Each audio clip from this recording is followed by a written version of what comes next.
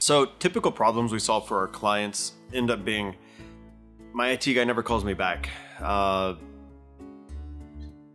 It's frustrating dealing with these technical issues.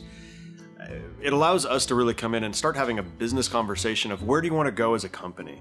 Because when you start knowing where you want to go as a company, and where we start knowing where you want to go as a company, we can start making really good recommendations on the back end to help you improve your technology in such a positive manner that it helps drive your business forward, and you start looking at us as an investment rather than a cost.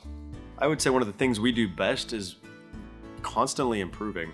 We are learning and growing and always becoming better today than we were yesterday.